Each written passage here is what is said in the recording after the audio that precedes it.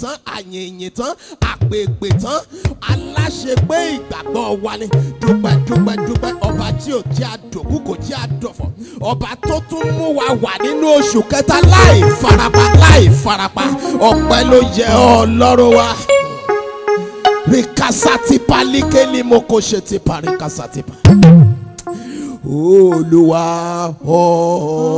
ọ̀run ayé. Wọ́n ní àtọ̀pẹ́ yẹ fún. Sí ọkàn rẹ payá báyìí o. Báwo la bá ti fẹ́ tó? Àníkẹ́rí kásátì. Olùbú ọ̀rẹ́. Èmi ò mọ̀ tó bá wá ṣùgbọ́n sí ọkàn rẹ payá. Olùbú ọ̀rẹ́.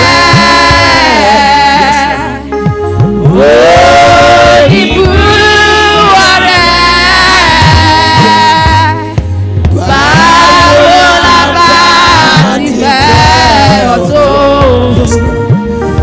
Olùbú ọ̀rẹ́. A ò fi Ariwo ayọ̀ kí o káàbọ̀.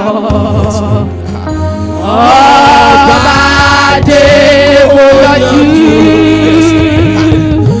A ò fi ariwo ayọ̀ kí o káàbọ̀. Ológo jùlọ. káàbọ̀.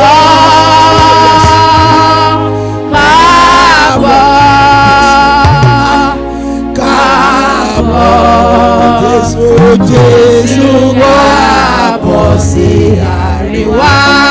Káàbọ̀, káàbọ̀, káàbọ̀, ológo jùlọ. Káàbọ̀. Káàbọ̀. Ó ti dé báyìí o, mo fẹ́ kó o ṣí ọkàn rẹ payá. Rikasati balẹ̀, yes Lord. A ò gbọ́dọ̀ bu alásọ́sọ́. Káàbọ̀, káàbọ̀, káàbọ̀, ológo jùlọ. Ọlọ́run bàbá, Ọlọ́run ọmọ, Ọlọ́run ẹ̀mí mímọ́. Ọba tí ń jẹ́ èmi ni má ṣe bẹ̀rù, a kí yín káàbọ̀ sáàrin wa.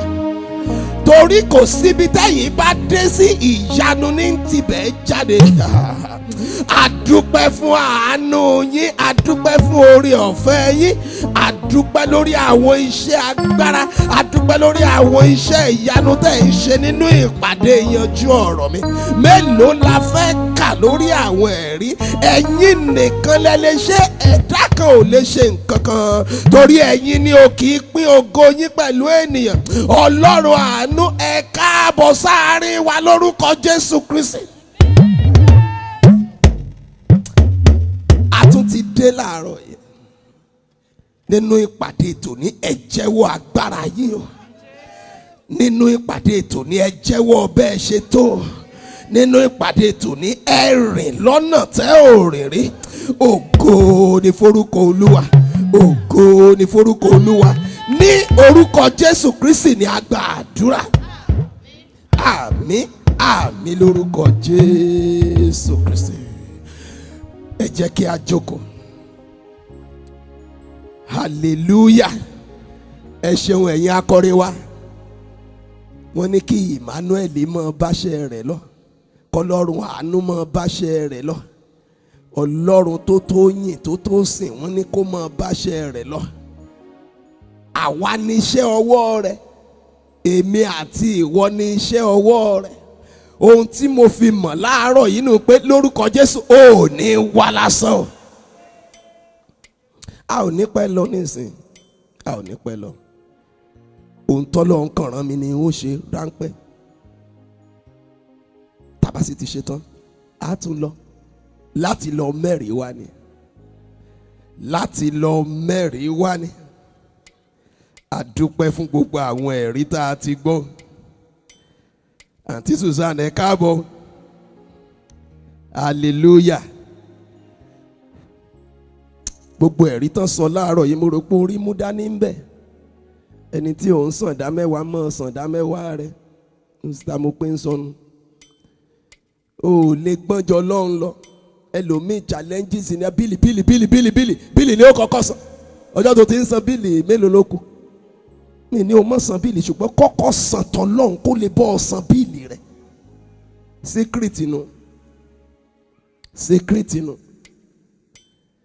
Nígbà tí mo fẹ́ wọnú bí láàárọ̀ yìí tí mo kọ́kọ́ jí wá bí torí mo mọ̀ kọ́kọ́ jí wá bí ká tó ṣe nǹkan kan ká tó ṣe bí wọn ó kọ́kọ́ wá gbàdúrà náà ní gbogbo ọjọ́ tá a bá ṣe nǹkan kan a bá tán ìta tán wọn ó fàdúrà lé bí mo ṣe wá fẹ́ wọlé orin kan wá bẹ̀rẹ̀ ẹ̀mí mi wá ń kọrin kan sí mi létí ó ní má jẹ́ ń kúkú oníkú má jẹ́ ń fọjọ́ ọlọ́jọ́ lọ o bàbá gbàdúrà mi o Jésù olùgbàlà má jẹ́ ń kúkú oníkú má jẹ́ ń fọjọ́ ọlọ́jọ́ lọ o bàbá gbàdúrà mi o Jésù olùgbàlà.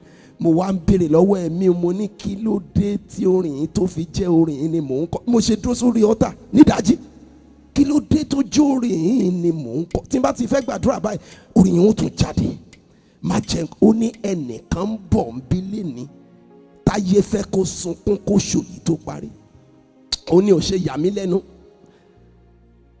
nígbà tó lọ́run sọ nígbà tá a bẹ̀rẹ̀ àdúrà lẹ́ẹ̀kan pọ́nmọ́ ò ní kú nǹkan ò ní kú mo fọ́n lórúkọ Olúwa sínú ayé ẹnìkan lábẹ́ omi torí pé ó wà ń bí mo dúró lórí pẹpẹ àánú láàárọ̀ yìí mo ní lórúkọ Jésù nínú oṣù yìí nínú ọdún yìí tọmọtọmọ tayátayá tọkọtaya tilétilé ò ní kúkú oníkú o sí ẹnìkan tó ń gbọ́ mi mo gbàdúrà lórúkọ Jésù mo ní nínú oṣù yìí nínú ọdún yìí ò ní rógun ìbànújẹ́ o àní sí ẹnìkan lábẹ́ omi tọmọtọmọ tilétilé tayátayá mo ní nínú oṣù yìí nínú ọdún yìí ò ní fọjọ́ ọlọ́jọ́ lọ àlọ́ ti wáná o ṣáà ti wáná àwọn kan dúró sílé wọn wà lábẹ́ ẹdúfẹ́ ṣùgbọ́n o ṣáà wáná o wọ pẹpẹ àánú náà o wọ bí òkè ìgbé lórí sókè àní mo gbàdúrà o ti wá láàárọ̀ yìí ò ní gbàdúrà àgbà tí o. Ẹ jẹ́ kí a jókòó lẹ́ẹ̀kan sí mo kí wa káàbọ̀ sí ìpàdé àdúrà yanjú ọ̀rọ̀ mi a wá síbí a wà ní gbọ̀ngàn ìsádi Olúwa Bíbélì wípé orúkọ Olúwa ilé ìṣọ́ agbára ni olódodo sáwọnú rẹ̀ ó sì yè àní sí ẹnìkan tí ń bẹ lábẹ́ omi mo nítorí pé o wà nínú gbọ̀ngàn yìí lónìí gbogbo agbára tó fẹ́ sọ ìwọ àti àdáwọ́lé rẹ di òkú bóyá nínú oṣù yìí bóyá nínú ọdún yìí mo ní irú agbára bẹ́ẹ̀ lórúkọ Jésù kó máa pòórá sọnù. Do I have somebody that wants to hear me in English? Ráńpẹ́ afẹ́ ṣiṣẹ́ ìránṣẹ́ ráńpẹ́ báyìí á sì gbàdúrà. Do I have somebody? Sister Abi, English? Oh, you are enjoying me like this? English? Okay. Sister Abi, I think I saw Sister Josephine before. She's hiding. Okay. Sister Josephine. Okay, let's do it like this. Come and sit here. Yes. Ṣé kò tó sẹ́ni tó fẹ́ gbọ́ mi? Ṣé kò sẹ́ni tó fẹ́ gbọ́ mi? Ní èdè èbó. Okay. Thank God. Gbogbo alágbọ́ Yorùbá. Fún àǹfààní àwa tó jẹ́ ìgbà àkọ́kọ́ wa rèé yanjú ọ̀rọ̀ mi Senakérúbù tiwa làwa ń fi sórí pẹpẹ gbogbo ìgbà làwọn èèyàn máa ń pè mí lórí fóònù náà máa ń béèrè lọ́wọ́ mi pásítọ̀ èwo lẹ máa ń gbé sórí pẹpẹ náà Senakérúbù làwa gbé sórí pẹpẹ ohun tí ò bá ṣe déédéé tí ó bá fẹ́ kẹ́gàn Ọlọ́run nínú ayé mi àti ìwọ Senakérúbù ni Senakérúbù mi ìwé àìsáyà nu àìsáyà orí kẹtàdínlógójì ẹsẹ̀ kẹtàdínlógún àìsáyà chapter 7 verse 17 Senakérúbù ló kọ lẹ́tà ẹ̀gàn sí Èsìkáyà náà bá gbé tọpẹpẹ Ọlọ́run lọ ó gbé tọ àìsáyà lọ ń gbódọ́dọ̀ àìsáyà ní ohun tó gbé wà yìí pẹpẹ Olúwa là á gbé sí ìwé ẹjọ́, ìwé ẹ̀gàn nínú ayé rẹ, ìwé kòtókòká, ọ̀rọ̀ wàhálà, ọ̀rọ̀ bí Senakérúbù ni. Ohun tó bá ti wọ bíi tí ò ṣe déédé, ohun tí ò bá ti pa ọ́ lẹ́rìn Senakérúbù ni. Bí ò sówó nínú káàdì mi torí pé mo fẹ́ kówó mọ̀ wà ń bẹ̀, Senakérúbù ni. Òun làwa ń gbé sórí pẹpẹ, pẹpẹ Olúwa ní ń gbé pẹpẹ ibi mi. Ohun tá a ṣe rí ń bẹ ò nìyẹn, tí gbogbo Senakérúbù ti ń bẹ lórí òkè yìí lé ní ọba tó ti Hesekiah lẹ́yìn. Mo ní lórúkọ Jésù kò ní dojú àdúrà tì ọ́. Tá a bá gbàgbé àwa tá a wà ní àṣálẹ́ yìí wa tó kọjá, Ọlọ́run pé oṣù kẹta yìí fún wa ní oṣù ibi gíga. Oṣù ibi gíga, we are marching to higher ground. We march in the month of March to higher ground. Bá mi bèrè lọ́wọ́ ẹni tó wà lẹ́gbẹ̀rẹ̀, ibo ló wà ní night of praise táàrí ọ. Bó ló wà yé sá níwájú Ọlọ́run ní night of praise. Ọlọ́run ń gbàdúrà. Oṣù kẹta, oṣù ibi gíga, our month of higher ground. Our month of higher ground. Gbọ́ mi, tá a bá ń sọ nípa ibi gíga, tá a bá ń sọ nípa ìpele gíga, à ń sọ nípa ìgbélórísókè tó lápẹẹrẹ, à ń sọ nípa ipò tó ṣe é mú yangàn, à ń sọ nípa ìlọsíwájú tó yè kooro, à ń sọ nípa ẹ̀rí tó múnádóko. Àní mo gbàdúrà lórúkọ Jésù nínú oṣù yìí, ọ̀run fọ̀hún kó mú ọ débi gíga ayé rẹ o. Ìwé Òwe orí ìkẹrin ẹsẹ̀ kejìdínlógún, Proverbs chapter 4 verse 18 wípé ṣùgbọ́n ipa ọ̀nà àwọn olóòótọ́ dàbí títan ìmọ́lẹ̀, ó ń tàn síwájú àti síwájú títí di ọ̀sán gangan. Gbọ́mi, Ọlọ́run nìkan ló lè súnni síwájú, Ọlọ́run nìkan ló lè múni débi gíga láì wẹ̀yìn wò. Tẹ́ẹ̀dá bá súnni síwájú, ó lè dáni padà sẹ́yìn, ọ̀rẹ́ wa. Tẹ́ẹ̀dá bá gbé ni dé níbi gíga, ó lè já ni bọ́. Mo ń wo home video kan lọ́jọ́ kan, èmi nìkan mo wà nílé. Mo wá rí i pé ọkùnrin ṣáà ló ń hẹ́pù ẹni, ó wá gbé e dókè. Ọjọ́ tí ó jà bọ́ báyìí, ọjọ́ tó yọ kíní lẹ́sẹ̀ rẹ̀ báyìí, tó yọ ṣọ́ọ̀kì lẹ́sẹ̀ rẹ̀ báyìí, ó jábọ́ ni. Torí ibi ẹni tó gbé e síbi gíga, èèyàn ni ẹlẹ́ran ara, àbìdí yànyàn. Mọ́ gbójúlé èèyàn, bá mi sọ fẹ́ni tó wà lẹ́gbẹ̀ẹ́, mọ́ gbójúlé èèyàn. Àní sí ẹnìkan lábẹ́ omi, mo ní nínú oṣù yìí lórúkọ Jésù, ò ní dẹni ẹ̀yìn o. Àní sí ẹnìkan tó ń gbóhùn mi láàárọ̀, mo nínú oṣù yìí níbi àpépò ire, ò ní jábọ́ lórúkọ Jésù Kristi. Àǹtí mi, bọ̀dá mi, mo ṣàkíyèsí ohun kan. Tẹ́ẹ̀dá nílò láti sún síwájú, tàbí tẹ́ẹ̀dá nílò láti délẹ̀ ìlérí. Ohun kan ń bẹ tẹ́ẹ̀dá nílò. Kọ́wọ́ ẹ̀dá tó lè bá, kọ́wọ́ ẹ̀dá tó lè ràn láì farapa. Ohun yìí náà la fẹ́ fi gbàdúrà láàárọ̀ yìí. Ẹ̀mí Ọlọ́run ìkan ni ẹ̀rí bá ń sọ orí ọ̀fẹ́. Wọ́n sì mọ nǹkan tí mo fẹ́ wá sọ lórí bí orí ọ̀fẹ́ fáwọn tá a ti wà ń bí látẹ̀ẹ̀kan. Torí náà mo pe iṣẹ́ ìránṣẹ́ tí mo fẹ́ sáré ṣe, tá a fẹ́ fi gbàdúrà ní àǹfààní orí ọ̀fẹ́. Àǹfààní orí ọ̀fẹ́, the benefits of grace. Àǹfààní orí ọ̀fẹ́, Ọlọ́run lè súnni síwájú. Orí ọ̀fẹ́ Ọlọ́run ní ń gbéni débi gíga. Kí ni ń jẹ́ orí ọ̀fẹ́ gan, ọ̀rẹ́ wa? Orí ọ̀fẹ́ ń ṣàpẹẹrẹ orí Ọlọ́run tá a fi fún wa lọ́fẹ̀ẹ́. Orí Ọlọ́run tá a fi fún èmi àti ìwọ lọ́fẹ̀ẹ́. Àǹtí mi, bọ̀dá mi, ẹ̀bùn Ọlọ́run lórí ọ̀fẹ́ ni mò ń sọ. Ẹ̀bùn Ọlọ́run ní ń fúnni lọ́dọ̀ ẹ̀yin eléèbó. Wọ́n ní the grace is the gift of God. The grace. Ẹni tó bá sì fẹ́ ló ń pín fún, ẹ̀dá tó fẹ́ ní ń fún. Ọlọ́run ọ̀run sọ fún Mósè nínú ìwé Róòmù orí ìkẹsàn-án, Rome chapter 9 ẹsẹ̀ kàndógún verse 15. Kí ló wí àǹtí mi? Ok, ó ní èmi ó ṣàánú fún ẹni tí èmi ó ṣàánú fún. Èmi ó ṣe ìyọ́nú fún ẹni tí èmi ó ṣe ìyọ́nú fún.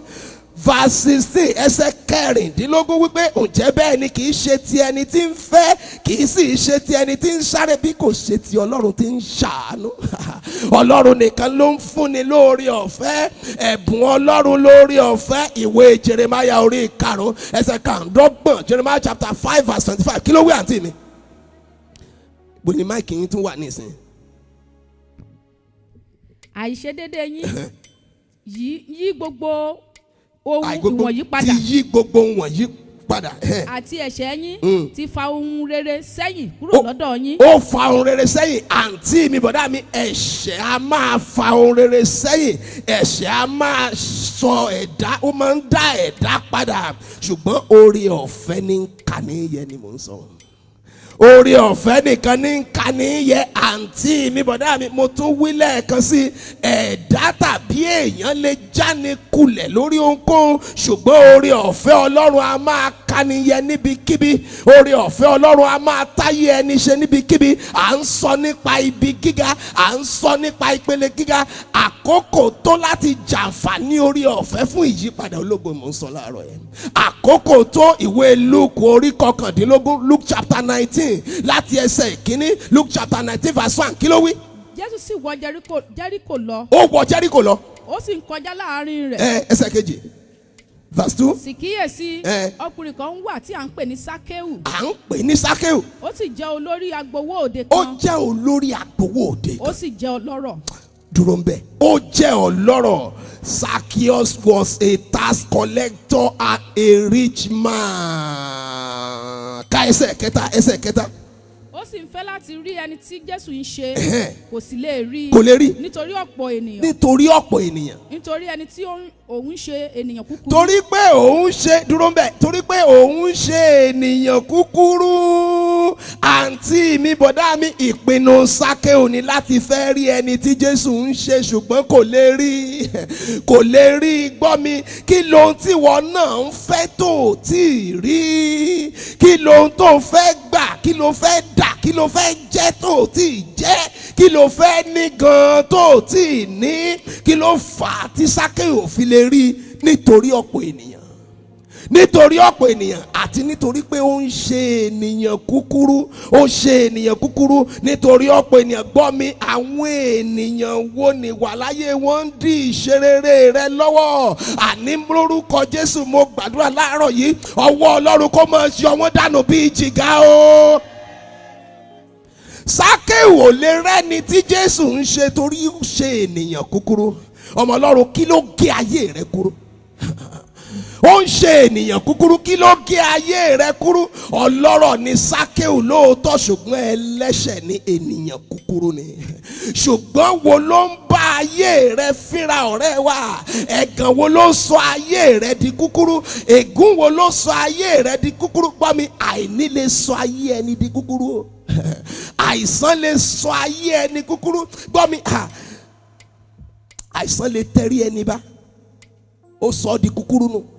tá a bá ń kabẹ̀ lómi ro pé torí pé ó kàn rí kúkúrú sàǹbẹ̀ bíi tèmi ni. àwọn nǹkan kan náà ń bẹ tó lè gé ayé ẹni di kúkúrú. yóò di kúkúrú. ṣàrántí obìnrin ọmọ Abraham nínú Bíbélì fún ọdún 18 years nínú ìwé Luke orí 13, Luke chapter 13. ọdún 18 ni àìsàn fi tẹrí obìnrin yìí bá. àìsàn sọ ọ́ dẹni kúkúrú nù. àìsàn gé e kúrú, kò lè gbé ara rẹ̀ sókè bó ti wù kó rí. àní sí ẹnìkan lábẹ́ omi, mo gbàdúrà lórúkọ Olúwa, àwọn ire tó ṣaláìní nínú ayé rẹ̀, àwọn ire tó sọ ọ́ dẹni kúkúrú, mo lórúkọ Jésù ọwọ́ Ọlọ́run kó máa wá wọn rí fún ọ o. ìwé Róòmù orí 9 ẹsẹ̀ 19, Romans chapter 8 verse 19. bẹ́ẹ̀ni sọ pé ìfojúsọ́nà ti ẹ̀dá ṣe ti dé bẹ́ẹ̀ ni. nítorí ìfojúsọ́nà ti ẹ̀dá ń dúró de ìfihàn àwọn ọmọ Ọlọ́run. ẹsẹ̀ 20 verse 20 kí ló wí? nítorí àtẹ̀rí ẹ̀dá bá fún asán. fún asán dúró ń bẹ̀, ṣùgbọ́n àtẹ orí ẹ̀dá bá asọ́ọ̀dẹ̀ni kúkúrú fún asán. gbọ́ mi, ẹ̀dá tá a tẹ orí rẹ̀ bá ò lè wọnú ìpele gíga. kò lè wọ bí gíga. àní sí ẹnìkan lábẹ́ omi. gbogbo ọwọ́kọ́wọ́ tó tẹ orí rẹ̀ bá fún ibi, rí kásátìpalì kélé kásátìpalì. mo gbàdúrà lórúkọ Jésù, irú ọwọ́ bẹ́ẹ̀ kó máa yárọ̀ dànù lórúkọ Jésù Kristi. ṣùgbọ́n kan ń bẹ nínú ayé Sákéù torí bẹ́ẹ̀ ló ṣe fẹ́ rí Jésù. òun ló ṣe fẹ́ rí Jésù. mo pèdè lórúkọ Olúwa, mari keseti palẹ̀ rekasati palẹ̀. gbogbo ṣùgbọ́n tó bá ọ wọnú gbọ̀ngàn yìí lónìí, ọ̀run fọ̀n kó máa mú wọn kúrò lórúkọ Jésù Kristi. bẹ́ẹ̀ni sọ nínú ìwé àwọn ọba kejì orí 5 ẹsẹ̀ 1, 2 Kings chapter 5 verse 1. bíbélì sọ nípa Námánì olórí ogun Síríà, gbogbo alámọ̀tán yìí. ọ̀rọ̀ ọmọ Ọlọ́run jẹ́ ká wo nǹkan kan bẹ́ẹ̀. Jẹ́ ká wo CV Námánì. Ẹsẹ̀ kìíní náà ni CV Námánì. Bá mi káàntì mi. Ǹjẹ́ Námánì olórí ogun ọba Síríà jẹ́ ènìyàn ńlá níwájú èèyàn ńlá Olúwa ni, rẹ̀ yes. àti ọlọ́lá. Ọlọ́lá ni. Nítorí ipa rẹ̀ ni Olúwa ti fi ṣẹ́gun fún Síríà. Fún Síríà akàntí ẹ̀ ti ṣẹ́gun nípa rẹ̀. Ó ti jagun. General Naaman kà síwájú. Òun sì jẹ́ alágbára akọni ọkùnrin. Ṣùgbọ́n adẹ́tẹ̀ ni. Ṣùgbọ́n kan bàjá ò jẹ́ adẹ́tẹ̀ ni. Ṣùgbọ́n kan tẹ orí Námánì pa. Ó tẹ̀ ẹ́ bá adẹ́tẹ̀ ni. General Naaman ní CV tó gidi ṣùgbọ́n iná ni. Ṣùgbọ́n kan iná ni apá àjàò tó gùn ju tán náà lọ. Adẹ́tẹ̀ ni Námánì. Bí CV Námánì ṣe dára tó ọ̀rẹ́ wa ṣùgbọ́n ayé rẹ̀ yìí ló bàjẹ́.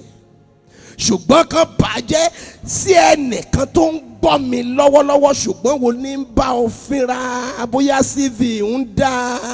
Ṣùgbọ́n wo ní ń bá ọ fínra gbọ́ mi tó bá jẹ́ nípa agbára lẹ̀dá fi lè mú ṣùgbọ́n ayé rẹ̀ kúrò. Kò yẹ kí Námánì ní ẹ̀tẹ̀ rárá. Kò yẹ kó lẹ́tẹ̀. Torí alágbára jagunjagun ní ìbámu kúrò ní. Ìbámu kúrò ní ọlọ́rọ̀ ní Sákéù ṣùgbọ́n ó kúrú sàǹgbé. Ó fẹ́ rí Jésù kò lè rí i. Ṣùgbọ́n Sákéù ṣe ohun mẹ́ta kan. Ohun mẹ́ta kan ní Sákéù ṣe. Kí ló ṣe? Bá mi wo ìwé Luke orí kọkàndínlógún Luke chapter 19 ẹsẹ̀ kẹrin. Bá mi ka ẹsẹ̀ kẹrin verse 4 Luke chapter 19 verse 4. Ó sì súré síwájú. Ó sì súré síwájú dúró mbẹ̀. Sákéù súré síwájú. Ohun àkọ́kọ́ tó ṣe ni pé ó súré síwájú. Gbọ́ mi. Ibi tó o bá ti rólówó tí ń sáré nǹkan kì í bẹ́ẹ̀. Olówó náà pé. Níbi tó o bá ti rólówó tí ń sáré. Tí ń sá koloba nǹkan kì í bẹ̀. Torí tó o bá rólówó jẹ́jẹ́ lọ́mọ Èkó ń lọ ni. Jẹ́jẹ́ lọ́mọ Èkó ń lọ ni. Àǹtí mi bọ̀dá mi ṣùgbọ́n kan nù nínú ayé Sákéù. Ó di dandan láti sáré ṣùgbọ́n kan ń lé. Ó jẹ́ kó sáré. Ara máa ta mí ọ̀rẹ́ wa tọ́pọ̀lọpọ̀ bá ń la nǹkan kọjá. Tó yẹ kó sáré síwájú nílé Ọlọ́run. Tó yẹ kó má dúró lọ́kùnkúndùn ṣùgbọ́n tí wọ́n ń ṣèmẹ́lẹ́ lábẹ́ dúvé. ń ṣèmẹ́lẹ́ nǹkan sì ń bá a fínra ọ́. ń ṣèmẹ́lẹ́ lábẹ́ dúvé kò lè súré síwájú Ọlọ́run. Wọ́n ti gbàgbé pé àtòhun tó dára àtòhun tí ò dára ohun tó kù díẹ̀ káàtó gbogbo rẹ̀ ní ń fẹ́ àdúrà. Gbogbo rẹ̀ ló fẹ́ àdúrà. Ọkùnrin Sákéù yìí súré síwájú. Toró mọ̀ tí ń bá a fínra. Àǹtí mi bọ̀dá mi kí ló ń kejì tí Sákéù ṣe bá mi kà síwájú verse 4 Luke chapter 19. Ó gun orí igi sycamore. Dúró ń bẹ̀. Ó gun igi sycamore kan. Olówó gungi. Ọlọ́rọ̀ gungi. Ọ̀pọ̀ ènìyàn ò jẹ́ orí Jésù tó rẹ́ni kúkúrú ní. Ló bá ṣe ohun tó dá yàtọ̀. Olówó bá gungi. Sákéù súré síwájú. Ó gun igi sycamore lọ. Kí ni ìdí? Kí Sákéù lè jàǹfààní orí ọ̀fẹ́ ni. Mo ń sọ nípa àǹfààní orí ọ̀fẹ́. Kó lè jàǹfààní orí ọ̀fẹ́ ni. Gbọ́ mi. Sákéù jàǹfààní orí ọ̀fẹ́ ṣùgbọ́n ayé rẹ̀ bá dohun ìgbàgbé.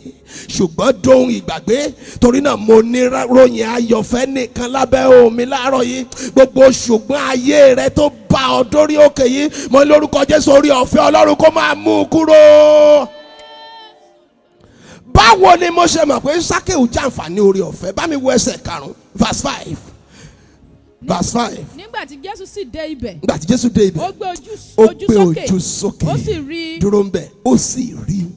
Jésù gbé ojú sókè. Ó rí ànísí ẹnìkan tó ń gbóhùn mi láàárọ̀ yìí. Rí kásá ti palẹ̀.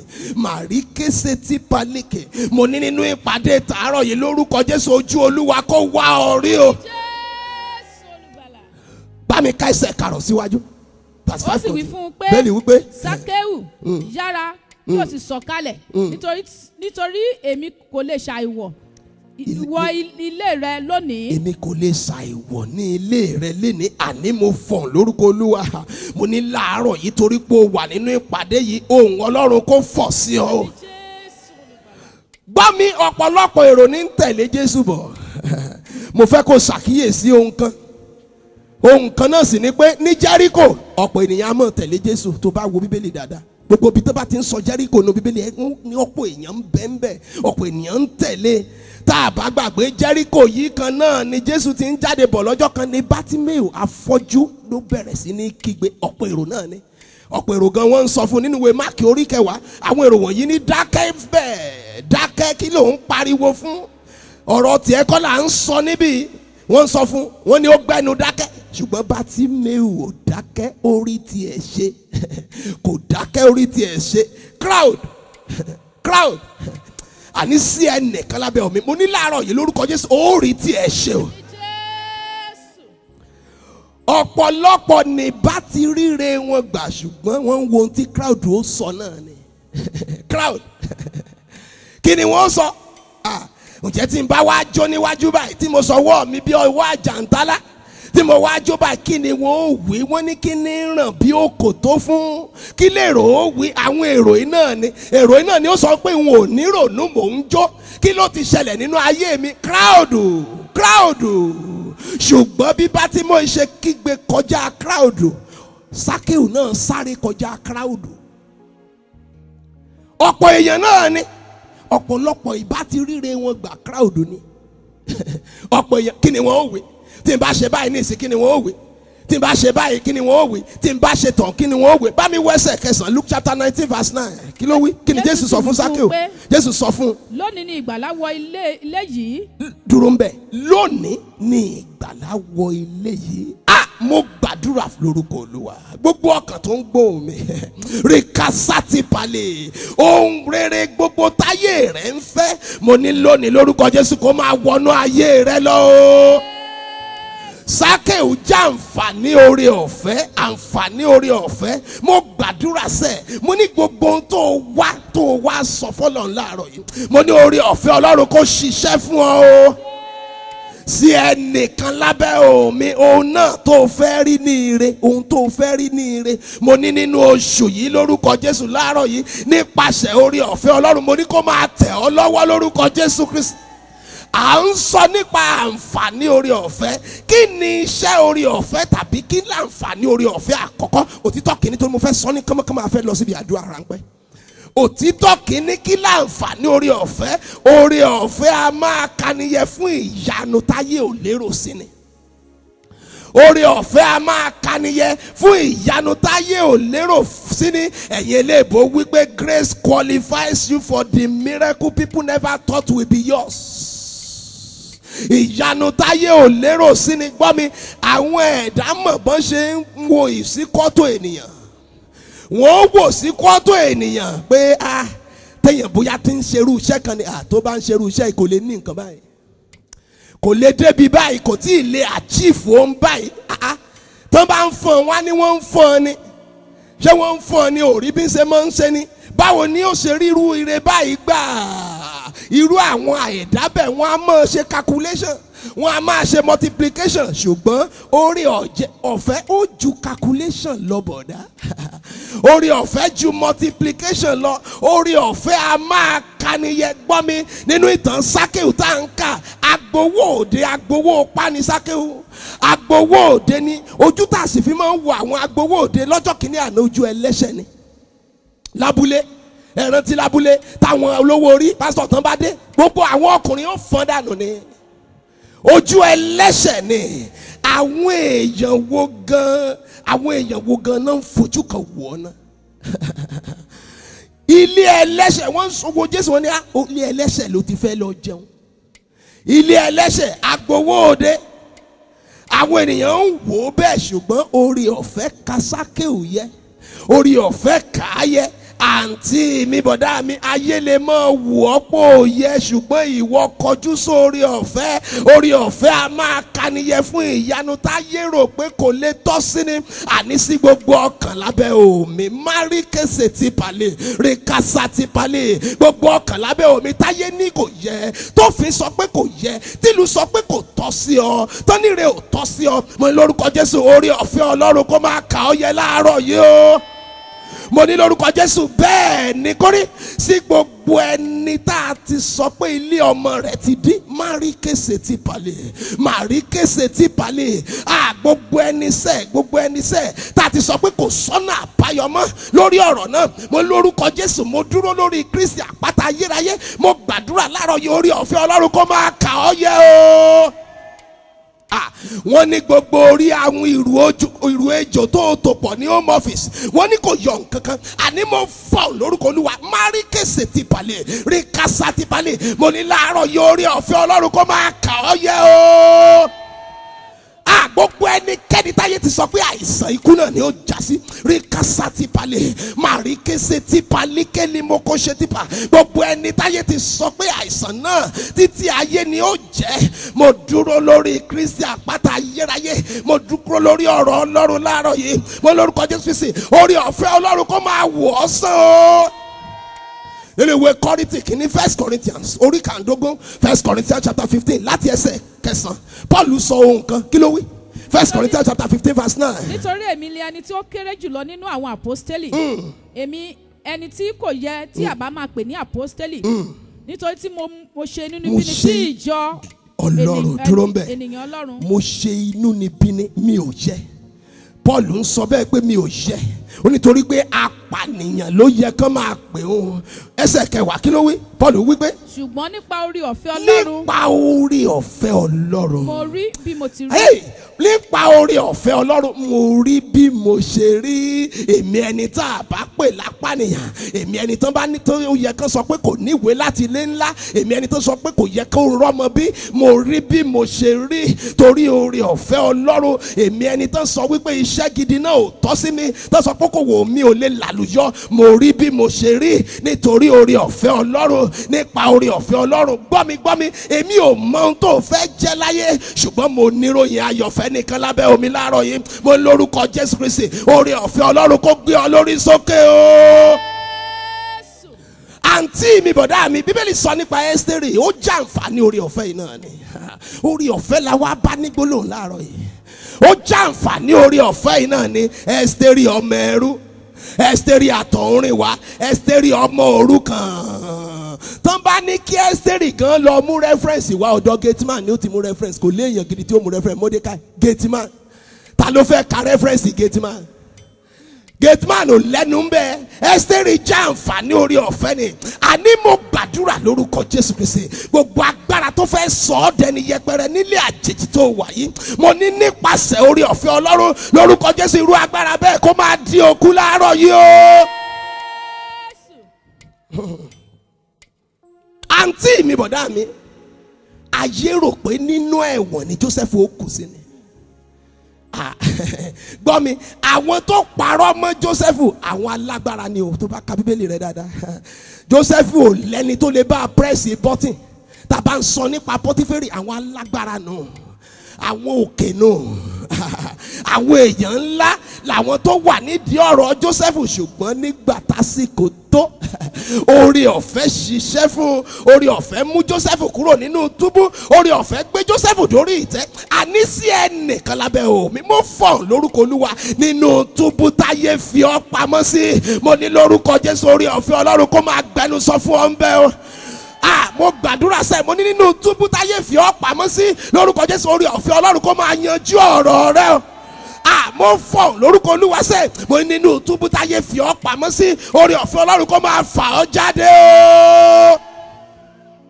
Òtítọ́ kejì kí láǹfààní orí ọ̀fẹ́ a máa múni wọ̀bi gíga oṣù ibi gíga la wà orí ọ̀fẹ́ a máa múni wọ̀bi gíga orí ọ̀fẹ́ a máa ṣokùnfà àti wọ ibi gíga àní sí ẹnìkan lábẹ́ ohùn mi níbi gíga tó o fẹ́ dé bóyá nínú oṣù yìí ní tọmọtọmọ tọkọtaya níbi gíga tó o fẹ́ dé bóyá nínú ọdún yìí ni mo lórúkọ Jésù Kristi lórúkọ Jésù ẹsẹ̀ rẹ kó máa gbé ọ débẹ̀ lórúkọ Jésù.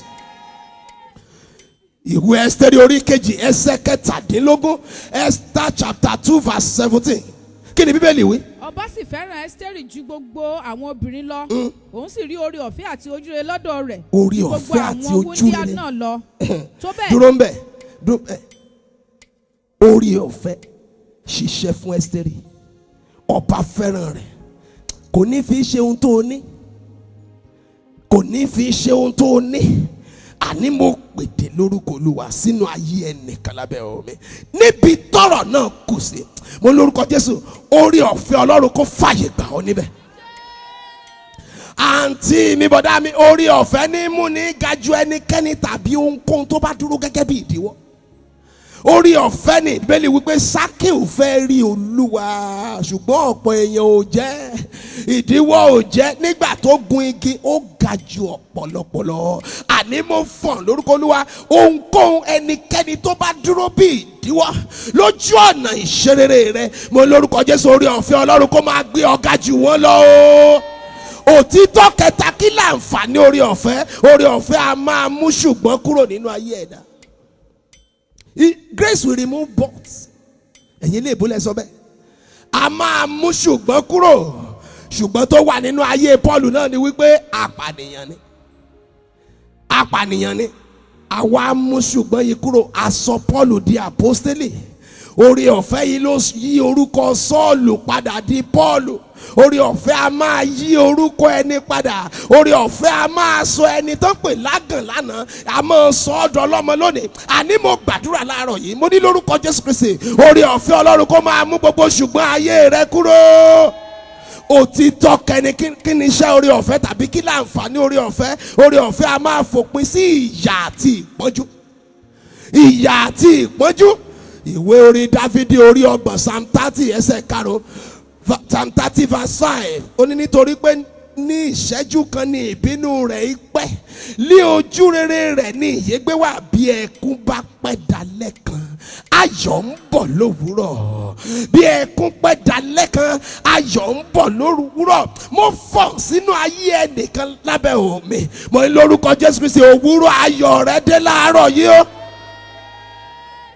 Gbọ́ mi, orí ọ̀fẹ́ ò kì í jẹ́ kẹ́dà kú sínú ìyà. Orí ọ̀fẹ́ ò kì í jẹ́ kẹ́dà kú sínú ìpọ́njú.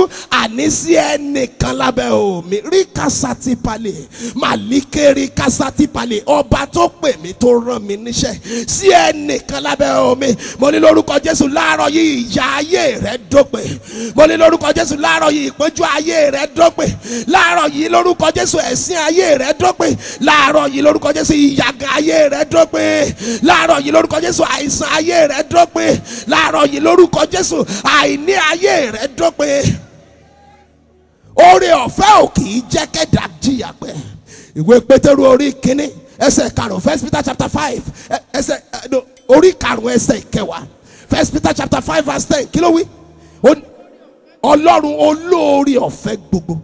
Tí ó ti pè yín sínú ògo rẹ̀ tí kò ní ìpẹ̀kun nínú Kristi Jésù. Nígbà tí ẹ̀yin bá ti jìyà díẹ̀. Ibi tá ń lọ́nu. Nígbà tí ẹ̀yin dúró mẹ́. Nígbà tí ẹ̀yin bá jìyà díẹ̀. Orí ọ̀fẹ́ Ọlọ́run a máa mú kí ìyà dópin. Àní sí gbogbo ọkàn tó ń sọkún lábẹ́ omi. Máríkè sétí palẹ̀. Rèkásátì palíkè lè kásátì. Gbogbo ọkàn tó ń sọkún sínú lábẹ́ omi. Mo lórúkọ Jésù, orí ọ̀fẹ́ Ọlọ́run kó máa nu omijé yín nù o. Ìwé Kọ́ríńtì kejì 2 Corinthians orí 12 2 Corinthians chapter 12 láti ẹsẹ̀ keje bá mi ka ẹsẹ̀ keje 2 Corinthians chapter 12 verse 7. Àti nítorí ọ̀pọ̀lọpọ̀ ìṣípayá kí ẹ̀yin kí ó má bàa gbé ara mi ga rékọjá. A sì ti fi ẹ̀gún kan tí a fi ẹ̀gún kan sí mi lára. Ìránṣẹ́ Sátánì láti pọ́n mi lójú. Láti pọ́n mi lójú. Kí èmi kí ó má bàa gbéraga rékọjá. Kí n má bàa gbéraga rékọjá. A fi ẹ̀gún kan sí mi lára. Àní gbogbo ẹ̀gún tó tá a fi sínú ayé rẹ̀. Gbogbo ẹ̀gún tó bá ọ dórí òkè yìí lẹ́ni. Àtàgọ́ ara rẹ̀ láti máa pọ́n ọ lójú, láti máa ní ọ lára. Mo lórúkọ Jésù láàárọ̀ yìí, orí ọ̀fẹ́ Ọlọ́run kó máa mú un kúrò lórúkọ Jésù Kristi. Ọmọ Ọlọ́run á fi ẹ̀gún sí Pọ́ọ̀lù lára láti pọ́n lójú kà síwájú ẹsẹ̀ 9. Nítorí nǹkan yìí ni mo ṣe bẹ́ẹ̀ Olúwa. Ni mo ṣe bẹ́ẹ̀ Olúwa. Mo ṣe bẹ́ẹ̀ Olúwa nígbà mẹ́ta pé ó lè kúrò lára mi. Ẹsẹ̀ 9. Ó sì wí fún mi pé oore ọ̀fẹ́ mi tó fún ọ. Dúró ń bẹ̀. Oore ọ̀fẹ́ mi tó fún ọ. Oore ọ̀fẹ́ mi tó fún ọ. Gbọ́ mi, oore ọ̀fẹ́ ló ń sọ agbára ẹni di pípé nínú àìlera. Bá mi kẹsẹ̀ 9 síwájú kà síwájú. Nítorí nítorí pé aṣọ agbára mi di pípé nínú àìlera. Nítorí náà tayọ̀tayọ̀ lé èmi yóò kúkú máa ṣògo nínú àìlera mi, kí agbára Kristi kí ó lè máa gbé inú mi. Àní mo fọ̀ lórúkọ Olúwa gbogbo ìyà, gbogbo ìpọ́njú tó bá ọ dórí òkè yìí lénìí, mo ń lórúkọ Jésù Kristi, lórúkọ Jésù Kristi, agbára Ọlọ́run kó máa mú kúrò lórúkọ Jésù Kristi. Àǹtí mi, bọ̀dá mi, orí ọ̀fẹ́ Ọlọ́run a máa fòpin sí ìyà, orí ọ̀fẹ́ Ọlọ́run a máa fòpin sí ẹkún àti ìnira, orí ọ̀fẹ́ Ọlọ́run a máa fòpin sí ìpọ́njú. Òtítọ́ karùn-ún, kí láǹfààní orí ọ̀fẹ́ Ọlọ́run a máa ṣílẹ̀kùn fún ògo. Oore ọ̀fẹ́ Ọlọ́run a máa ṣílẹ̀kùn fún ògo. Oore ọ̀fẹ́ Ọlọ́run a máa tilẹ̀kùn mọ́ ẹ̀gàn àti ìtìjú ayé ẹni. Níbi tógo Ọlọ́run bá ti farahàn, ẹ̀gàn àti ìtìjú ayé ẹni a máa pòórá sọnù. Bẹ́ẹ̀ni sọ nínú ìwé orin Dávidi orí 24 Psalm 84 ẹsẹ̀ 11. Kí ló wí? Psalm 84 verse 11. Nítorí Olúwa Ọlọ́run ní oòrùn àti asà. Olúwa yóò fún mi ní oore ọ̀fẹ́ àti ògo. Oore ọ̀fẹ́ àti ògo. Kà síwájú. Kò sí ohun rere tí yóò fà sẹ́yìn lọ́dọ̀ àwọn tí ń rìn déédéé. Lọ́dọ̀ àwọn tó ń rìn déédéé, torí ògo ń bẹ ń bẹ. Oore ọ̀fẹ́ a máa ṣílẹ̀kùn fún ògo. Oore ọ̀fẹ́ a máa tilẹ̀kùn mọ́ ìyà. Oore ọ̀fẹ́ ló ṣílẹ̀kùn ògo fún Sákéù. Àní sí ẹnìkan lábẹ́ omi. Gbogbo ẹ̀gàn tó bá ọ dórí òkè yìí lénìí, mo lórúkọ Jésù Kristi, oore ọ̀fẹ́ Ọlọ́run kó máa tilẹ̀kùn mọ́ wọn o. Ìwé Kọ́ríńtì kejì orí 4 ẹsẹ̀ 2 2 Corinthians chapter 4 verse 15. Kí ló wí? Nítorí pé tiyín ni ohun gbogbo, kí ọ̀pọ̀ oore ọ̀fẹ́ nípa àwọn pípọ̀ lè mú kí ọpẹ́ di púpọ̀ fún ògo Ọlọ́run. Kí ọpẹ́ di púpọ̀, gbọ́ mi, oore ọ̀fẹ́ ló ń mú kọ́pẹ́ di púpọ̀ fún ògo Ọlọ́run. Òtítọ́ kẹfà, kí láǹfààní oore ọ̀fẹ́? Oore ọ̀fẹ́ a máa mú ìrànlọ́wọ́ wá lójú ọjọ́. Timely help. Oore ọ̀fẹ́ a máa mú ìrànlọ́wọ́ wá lójú ọjọ́. Mo fọ̀ lórúkọ Olúwa kọ́rọ̀ náà tó yíwọ́ lábẹ́ omi. Rí kàsá ti palẹ̀. Kọ́rọ̀ náà kó tó bọ́ sórí lábẹ́ omi. Mo ní oore ọ̀fẹ́ Ọlọ́run kó máa ṣèrànwọ́ fún ọ o. Ìwé Hébérù orí 4 ẹsẹ̀ 14. Hebrew chapter 4 verse 16. Kí ló sọ? Nítorí náà ẹ jẹ́ kí a wá sí ibi ìtẹ́ oore ọ̀fẹ́ pẹ̀lú ìgboyà, kí a lè rí àánú gbà, kí a sì rí oore ọ̀fẹ́ láti máa ràn ní lọ́wọ́ ní àkókò tí ó wọ̀. Ní àkókò tí ó wọ̀, grace to help in times of need. Oore ọ̀fẹ́ a máa gbérànlọ́wọ́ dìde lákòókò tó wọ̀, dìde lórí ẹsẹ̀ rẹ̀, àsìkò wa ti lọ, a fẹ́ lọ gbàdúrà. Oore ọ̀fẹ́ òun adùn ní létí wa, gbogbo rẹ̀ yóò gba orúkọ, ayé yóò gbọ́ pẹ̀lú. Oore ọ̀fẹ́ ṣá ní gbẹ́kẹ̀lé mi, Jésù kú fún aráyé, ó kú fún mi pẹ̀lú. Jẹ́ kó oore ọ̀fẹ́ yìí fagbára fọkàn mi, kí n lè fi gbogbo ipá mi àtọ́jọ́ mi fún ọ. Oore ọ̀fẹ́ ṣáni, oore ọ̀fẹ́ ṣáni. Kọ́ dáadáa. Ní gbẹ́kẹ̀lé kankan síbi kankan. Jésù kú fún aráyé, ó kú fún mi pẹ̀lú. Jọ àwọn àdúrà tá a fẹ́ gbà yìí, mo fẹ́ kó o gbà dáadáa o. Mo fẹ́ kó o sọ dáadáa níbi tó wà tí ń bá ń ha ọ láàyè, bọ́ síta kó gbàdúrà dáadáa. Torí oṣù ibi gíga lóṣù yìí. Ohun tọ́lọ́run dẹ̀ sọ fún mi nínú àwọn àdúrà ó pè sí mi létí tí mo fi kọ́ lẹ̀ ni. mi ò fẹ́ kó fi ṣeré rárá ni mi ò fẹ́ kó fi ṣeré rárá ló ṣílẹ̀kùn àánú gẹ́gẹ́ bí ó ti gbọ́ àdúrà Èlíjà lọ́wọ́ gbọ́ àdúrà mi. Ó sọ fún Ọlọ́run sẹ́, Ọlọ́run ọ̀run mo délé ni nípasẹ̀ oore ọ̀fẹ́ rẹ, nípasẹ̀ oore ọ̀fẹ́ rẹ gbé mi lọ síbi gíga ayé mi, gbé mi lọ síbi gíga ayé mi, ibi gíga táyé ò lérò sí mi nínú oṣù yìí, nínú ọdún yìí. Ọlọ́run ọ̀run nípa oore ọ̀fẹ́ rẹ gbé mi lọ síbi gíga ayé mi. Porúkọ Jésù sọdàdúrà sọdàdúrà. Mo gbàdúrà lórúkọ Jésù Kristi nípasẹ̀ oore ọ̀fẹ́ rẹ Ọlọ́run ọ̀run mo délé ni, Ọlọ́run olóore ọ̀fẹ́ mo délé ni, gbé mi lọ síbi gíga ayé mi, gbé mi lọ síbi gíga ayé mi, ibi gíga tí ayé ò lérò sí mi, ibi gíga táwọn ènìyàn ò lérò sí mi nínú oṣù yìí, nínú ọdún yìí mo délé ni. Nípasẹ̀ oore ọ̀fẹ́ rẹ gbé mi lọ síbi gíga, gbé mi lọ síbi gíga, gbé aya mi lọ síbi gíga. Rántí aya rẹ, rántí ọkọ rẹ, rántí ọmọ rẹ. Nípasẹ̀ oore ọ̀fẹ́ rẹ láàárọ̀ yìí Ọlọ́run ọ̀run mo gbàdúrà, gbé aya mi, gbé ọmọ mi lọ síbi gíga.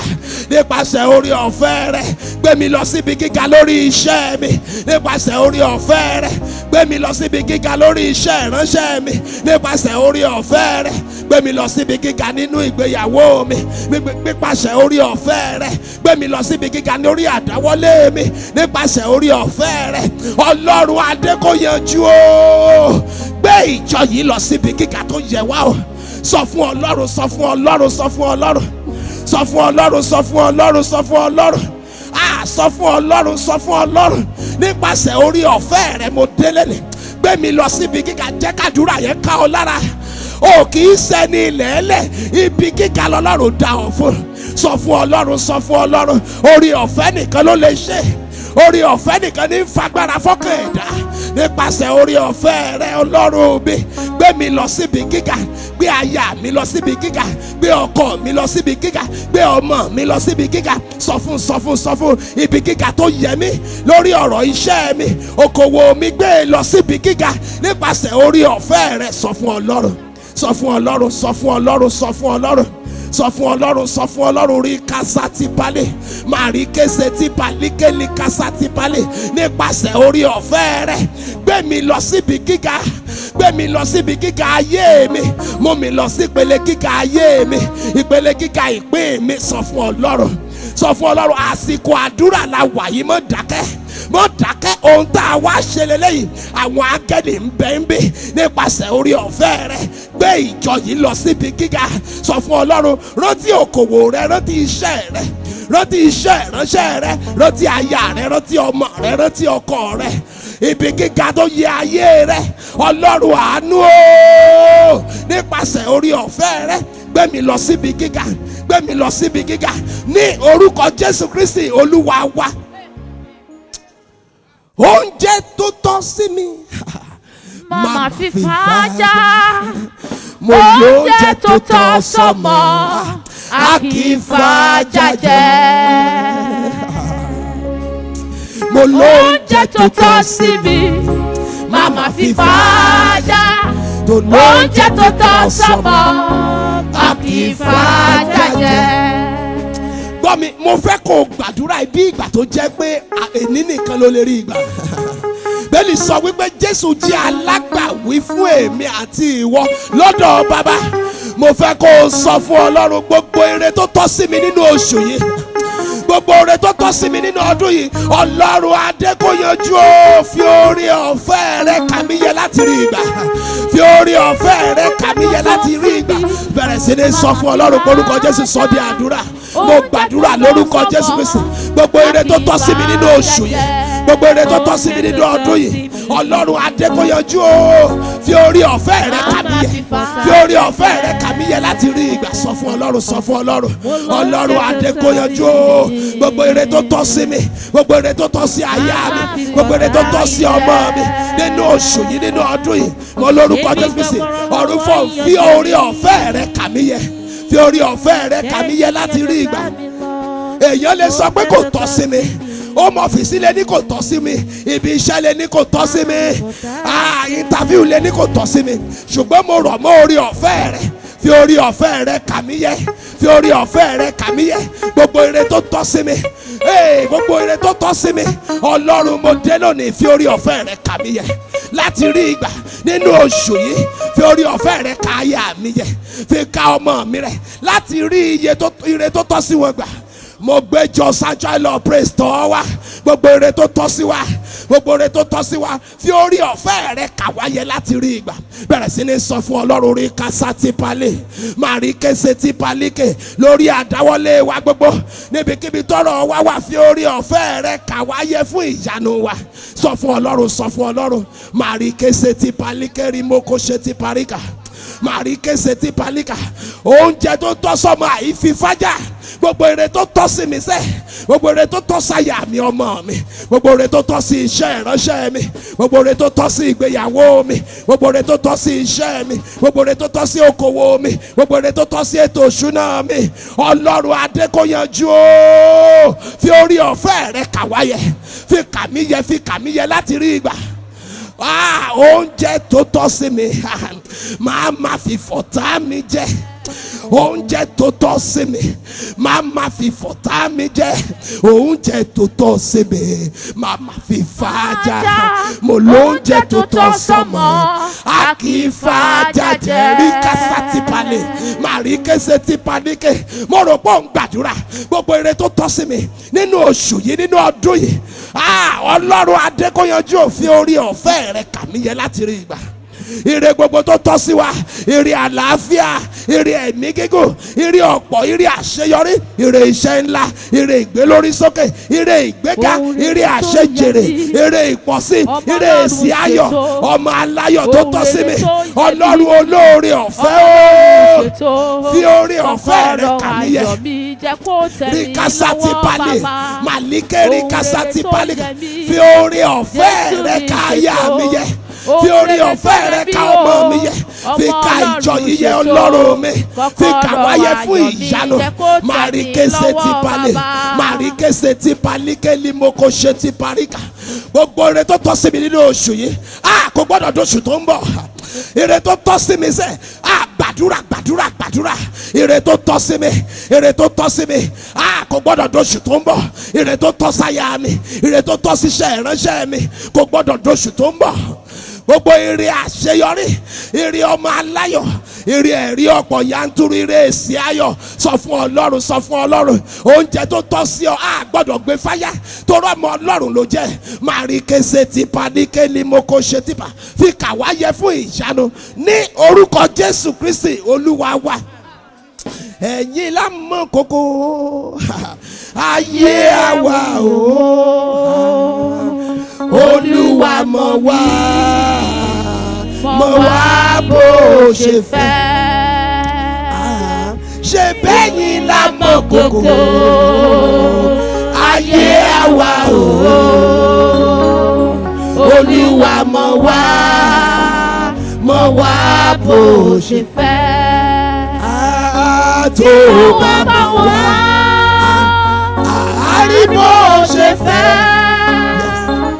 Tó bá mọ̀ wá, ayé wa dùn wò.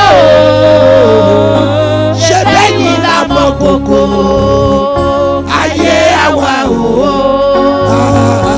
Olúwa mọ̀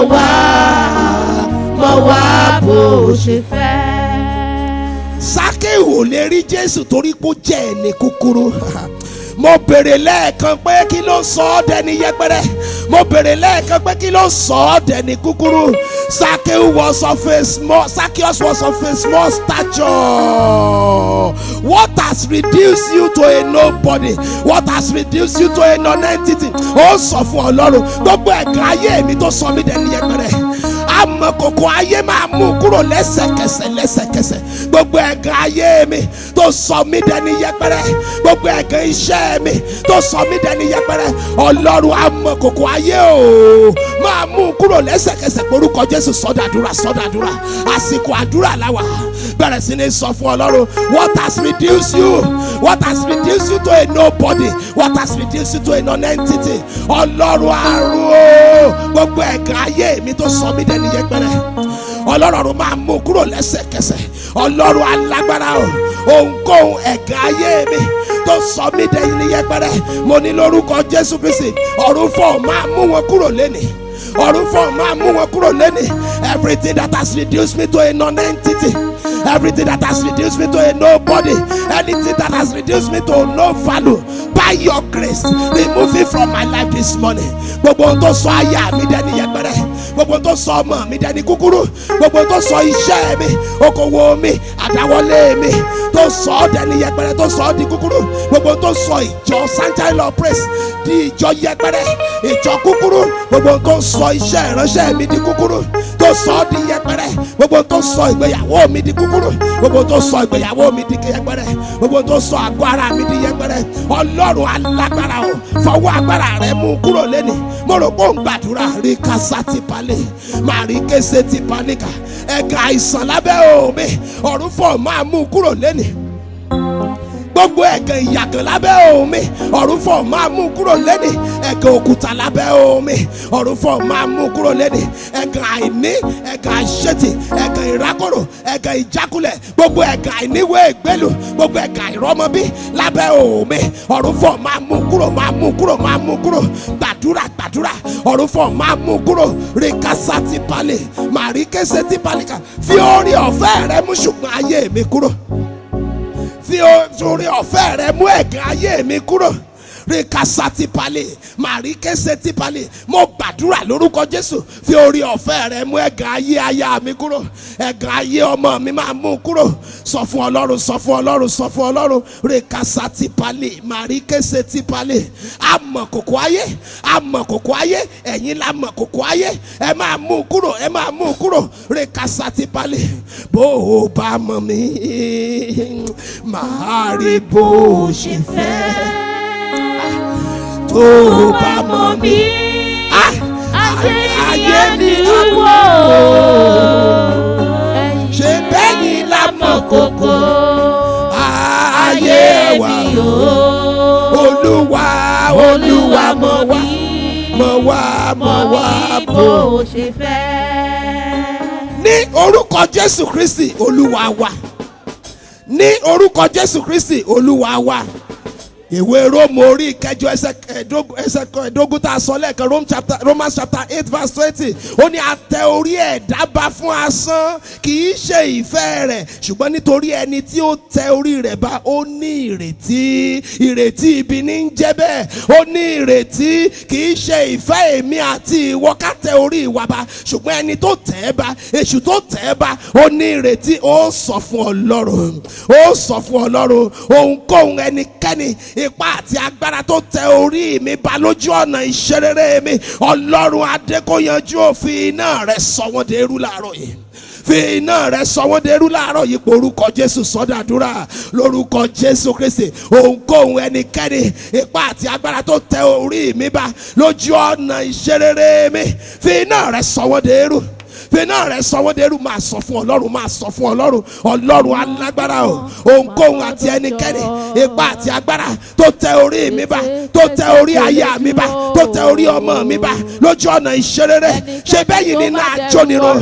Fẹ́nà jónirun rẹ̀ sọ̀wọ́ dẹ́rù láàárọ̀ yìí. Sọ fún Ọlọ́run, sọ fún Ọlọ́run. Ohunkóhun ẹnikẹ́ni, ipá àti agbára tó tẹ iṣẹ́ mi bá, tó tẹ okòwò mi bá, tó tẹ ìgbéyàwó mi bá, tó tẹ àgọ́ ara mi bá, tó tẹ àdáwọlé mi bá, tó tẹ iṣẹ́ ayọ̀ mi bá, ipá àti agbára, ohunkóhun ẹnikẹ́ni tó tẹ iṣẹ́ ìránṣẹ́ mi bá, tó tẹ ètò ìṣúná mi bá, mo gbàdúrà lórúkọ Jésù, àrá Ọlọ́run máa sọ wọ́n pa, àrá Ọlọ́run máa sọ wọ́n pa, iná Ọlọ́run máa sọ wọ́n dẹrú.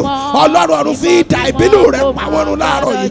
Rìkásá ti palẹ̀, màrí kése ti palẹ̀, dúró.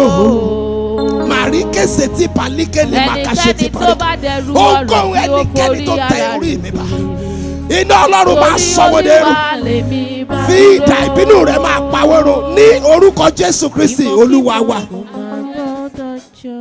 ó lẹ́ni tó tẹ orí wa bá, ó ló ní ìrètí. Mo fẹ́ kó sọ fún Ọlọ́run gbogbo ìrètí alátakò, gbogbo ìrètí ọ̀tá lórí ayé àti ìpín mi, mo ní lórúkọ Jésù nínú oṣù yìí, nínú ọdún yìí, ọ̀run máa sọ di asán. Ọ̀run máa sọ di asán. Gbogbo ìrètí alátakò, gbogbo ìrètí ọ̀tá lórí ayé àti ìpín mi, Ọlọ́run ọ̀run máa sọ di asán, máa sọ di asán, máa sọ di òtúbáńtẹ́. Bẹ̀rẹ̀ sí ní porúkọ Jésù, sọ́dàdúrà, sọ́dàdúrà. Mo gbàdúrà lórúkọ Jésù Kristi, gbogbo ìrètí alátakò, gbogbo ìrètí ọ̀tá lórí ayé àti ìpín mi, lórí ayé aya mi, ayé ọmọ mi, ọ̀run fọ̀ máa sọ wọ́n di asán o. Ọ̀run fọ̀ máa sọ wọ́n di asán o. Ẹni tó tẹ orí rẹ̀ bá, ó ló ní ìrètí, ó ló ní ìrètí. Gbogbo ìrètí alátakò, gbogbo ìrètí ọ̀tá lórí ayé mi, lórí ayé ọmọ mi, mo ń lórúkọ Jésù lórí ayé aya mi, ọ̀run fọ̀ máa sọ di asán. Gbogbo ìrètí ọ̀tá, gbogbo ìrètí alátakò lórí iṣẹ́ mi, gbogbo ìrètí ọ̀tá, ìrètí alátakò lórí okòwò mi, lórí àgọ́ ara mi, ìrètí ọ̀tá, ìrètí alátakò lórí iṣẹ́ ìránṣẹ́ mi, ìrètí ọ̀tá, ìrètí alátakò lórí ìwé ìgbélú mi, ìrètí ọ̀tá, ìrètí alátakò lórí àdáwọlé mi, ìrètí ọ̀tá, ìrètí alátakò lórí ètò ìṣúná mi, ìrètí ọ̀tá, ìrètí alátakò lórí àti lọ́kọ mi, lórí àti láyà mi, lórí àti bímọ mi, mo lórúkọ Jésù ọ̀run fọ̀ máa sọ wọ́n di asán. Ọ̀run fọ̀ máa sọ wọ́n di asán. Ọ̀run fọ̀ máa sọ wọ́n di asán, máa sọ wọ́n di asán, máa sọ di asán. Gbogbo ìrètí ọ̀tá sẹ́ kó máa sọ di, kó máa di asán lórí aya mi, kó máa di asán lórí ọmọ mi, máa di asán lórí iṣẹ́ ìránṣẹ́ mi, máa di asán. Gbogbo ìrètí ọ̀tá, gbogbo ìrètí alátakò lórí ìjọ Sunshine Love Praise, Ọlọ́run ọ̀run máa sọ di asán, máa sọ di asán lórúkọ Jésù Kristi. Marikese ti panike, marikese ti panike, mikasa ti panike, ni makase ti parikasa ti panike, marikese ti panike. Ìrètí alátakò lórí èsì ayọ̀ mi, Ọlọ́run ọ̀run máa sọ di asán. Marikese ti panike, mikasa ti panike, ní orúkọ Jésù Kristi Olúwa wa. Ó ní yanjú ọ̀rọ̀ mi, ayérayé yanjú ọ̀rọ̀ mi. Ó ní dá wa lóhùn o, ayérayé yanjú ọ̀rọ̀ mi. Kò máa yẹ káwa kó kíá, ní kásá ti panike, ní màkàṣe ti panike. Kò máa yẹ káwa kó kíá. No. Bí aláìní bàbá. Ṣé bọ́mọ Ọlọ́run ni ọ́? Kí ló bá wá gan láàárọ̀ yìí? Kí ló bá wá bẹ̀rẹ̀ sí ní sọ fún Ọlọ́run? Kí ló bá wá tó jẹ́ tí ò bá ṣẹ́ ẹ̀gán dé, tí ò bá ṣẹ́ àbùkù dé? Sọ fún Ọlọ́run, Ọlọ́run alágbára, nípa orí ọ̀fẹ́ rẹ yanjú ọ̀rọ̀ mi, yanjú ọ̀rọ̀ mi, yanjú ọ̀rọ̀ mi nípa orí ọ̀fẹ́ rẹ, yanjú ọ̀rọ̀ aya mi. Sọ fún Ọlọ́run, sọ fún Ọlọ́run, yanjú ọ̀rọ̀ mi. Sọ fún Ọlọ́run, sọ fún Ọlọ́run, yanjú ọ̀rọ̀ aya mi, ọ̀rọ̀ ọmọ mi. Kí ló bá wá, kí ló bá wá? Yanjú ọ̀rọ̀ iṣẹ́ mi, yanjú ọ̀rọ̀ okòwò mi, yanjú ọ̀rọ̀ ìwé ìgbélú mi. Láì gbàre, má jẹ́ lọ láì gbàbùkún, má jẹ́ lọ lọ́wọ́ òfo. Olúwa yanjú ọ̀rọ̀ iṣẹ́ ìránṣẹ́ mi. Sọ fún Ọlọ́run, kí ló bá wá? Yanjú ọ̀rọ̀ àdáwọlé mi, yanjú ọ̀rọ̀ àgọ́ ara mi, yanjú ọ̀rọ̀ aya mi, yanjú ọ̀rọ̀ ọkọ mi, yanjú ọ̀rọ̀ ọmọ mi, ọ̀rọ̀ ìwé ìgbélú mi, yanjú rẹ̀, yanjú rẹ̀, yanjú rẹ̀. Ọ̀rọ̀ ètò ìṣúná mi, àti lọ́kọ àti láyà àti bímọ, yanjú ọ̀rọ̀ ìjọ Sunshine Love Praise, Ọlọ́run àdẹ́kọ̀ yanjú o, láì gbàbùkún, má jẹ́ lọ lọ́wọ́ òfo.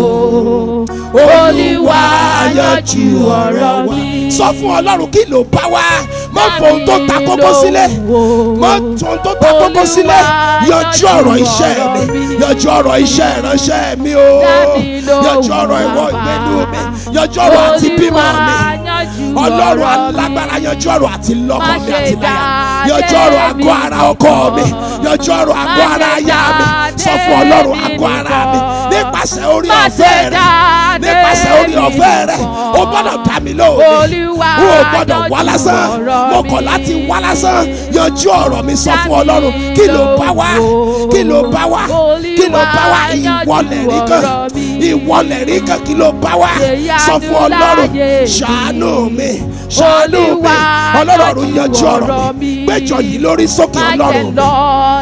Yanjú ọ̀rọ̀ mi, yanjú ọ̀rọ̀ ayé mi, yanjú ọ̀rọ̀ ọmọ mi. Ọlọ́run alágbára, ó yanjú ọ̀rọ̀ iṣẹ́ ìránṣẹ́ mi, yanjú ọ̀rọ̀ iṣẹ́ mi, yanjú ọ̀rọ̀ àti lọ́kọ okòwò rẹ̀ kọ́rọ̀. Sọ fún Ọlọ́run, òun nìkan ló lè ṣe, ẹ̀dá ò lè ṣe nǹkan.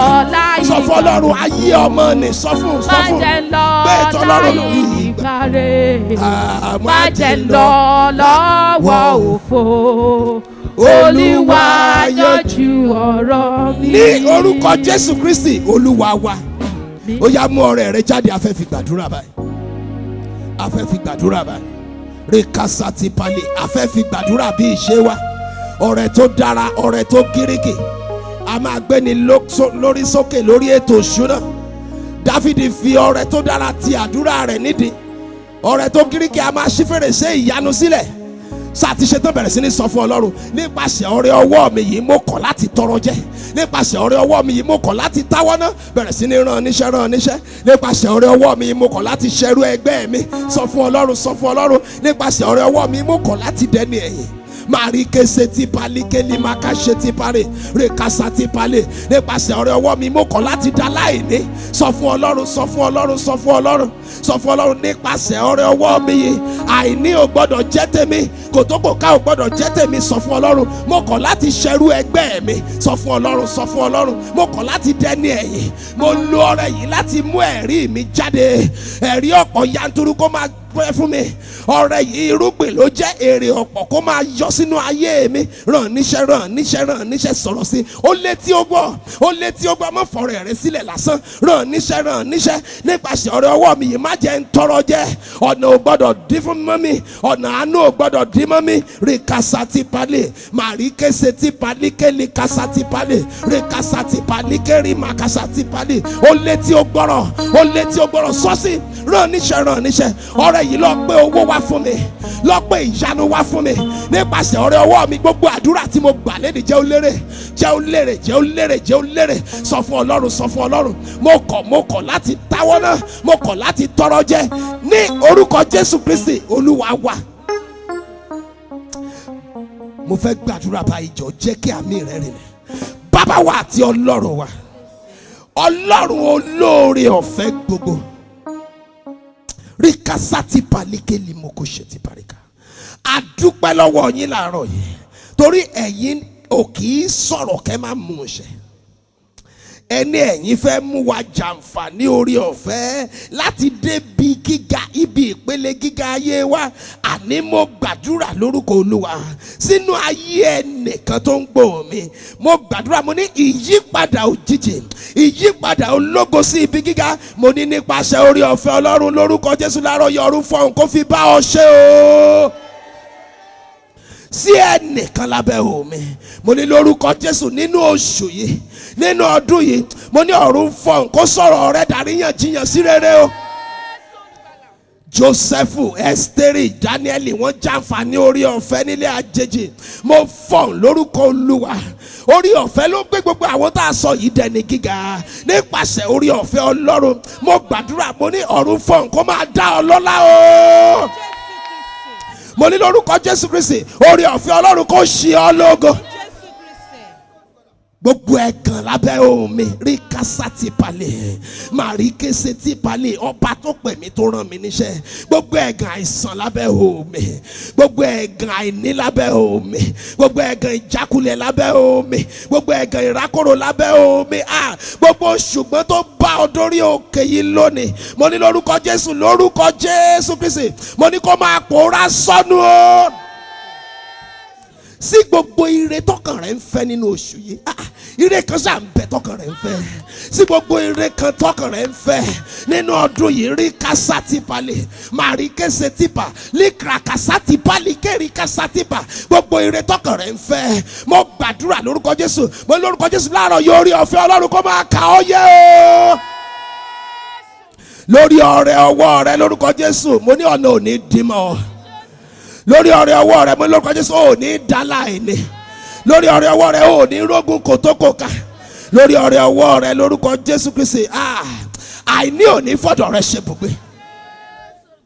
Nípasẹ̀ ọrẹ ọwọ́ rẹ mo ní nípasẹ̀ orí ọ̀fẹ́ sẹ́ torí ọrẹ ọwọ́ rẹ orí ọ̀fẹ́ Ọlọ́run kó gbé ọ lórí sókè fún ìyanu. Mo tún wí lẹ́ẹ̀kan sí lórúkọ Olúwa tí ó bá fi dìyànjú ọ̀rọ̀ mi tó ń bọ̀ rí kásátì palẹ̀ màlíkẹ́ rí kásátì palẹ̀ kóṣù yìí tó parí kọ́sẹ̀ yìí tó parí kọ́dún yìí tó parí kó tó di àárọ̀ ọ̀la márí kése ti palẹ̀ kó tó di àárọ̀ ọ̀la lórí ọ̀rọ̀ náà mo ní kó tó dìyànjú ọ̀rọ̀ mi tó ń bọ̀ lórí ọ̀rọ̀ náà tó ń wojú Ọlọ́run fún lórí ọ̀rọ̀ náà tó ń sọ fún Ọlọ́run pé kó yanjú rẹ̀ mo gbàdúrà lórúkọ Jésù ìwọ lẹ́rìí kan lórúkọ Jésù Kristi. Ògo ni forúkọ Olúwa, ògo ni forúkọ Olúwa, ògo ni forúkọ Olúwa ní orúkọ Jésù Kristi Olúwa wa. Àdúrà wa ó ní o bàbá ṣé o léèrè níwájú ìtẹ́ rẹ Ọlọ́run ayọ̀ Olúwa rọ̀jò rọ̀jò rọ̀jò Olúwa rọ̀jò àdúrà sórí wa. Àdúrà wa, àdúrà wa ó ní o bàbá ṣé o léèrè níwájú ìtẹ́ rẹ Ọlọ́run ayọ̀ Olúwa rọ̀jò rọ̀jò rọ̀jò Olúwa rọ̀jò àdúrà sórí wa. lẹ́ẹ̀kan sí. Àdúrà wa ó ní o bàbá jẹ́ ó lè rè. Ti gbàgbọ́